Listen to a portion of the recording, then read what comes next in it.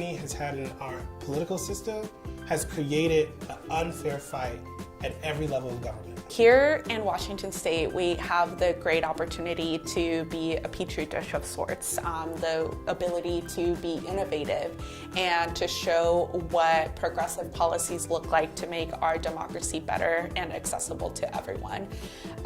We know that the Democracy Voucher Program in particular, a form of campaign public financing, has shown us that if for young people and first-time voters, they are more than 11 times more likely to vote in upcoming elections if they use their Democracy Voucher Program.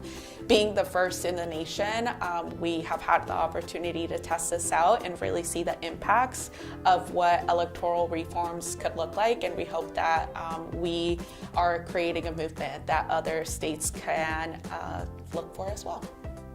Once the democracy vouchers became available, it was the tool for me to be able to run a grassroots campaign.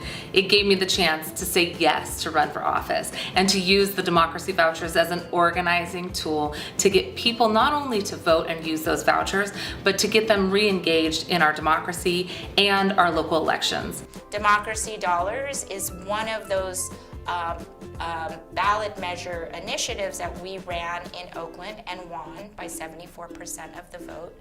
And it has been really successful at being able to bring more voter turnout, particularly in those communities that are marginalized, out of the process, and has been able to bring in candidates to win and represent their communities. The Piper way of funding is to provide early funding for incubation for their work of coalitions. And we go through and support organizations from campaign to implementation.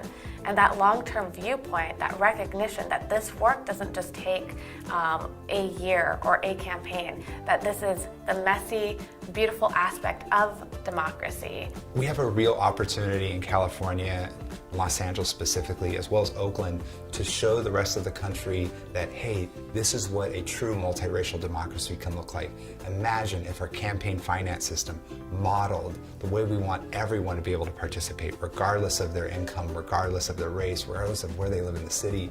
More than half of our registered voters live in a publicly financed jurisdiction, and I think we're at that tipping point now where we can really fight to create a program at the state level. It's time to go hard.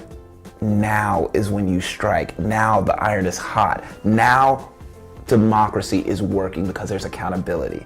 And when there's accountability and we hold individuals accountable, okay, we owe it to ourselves to say, how do we not get back here again? Boom, campaign financing is how we don't get back here again. It's never the most exciting issue, but it's the issue that actually breaks open our ability to get all of the other issues done.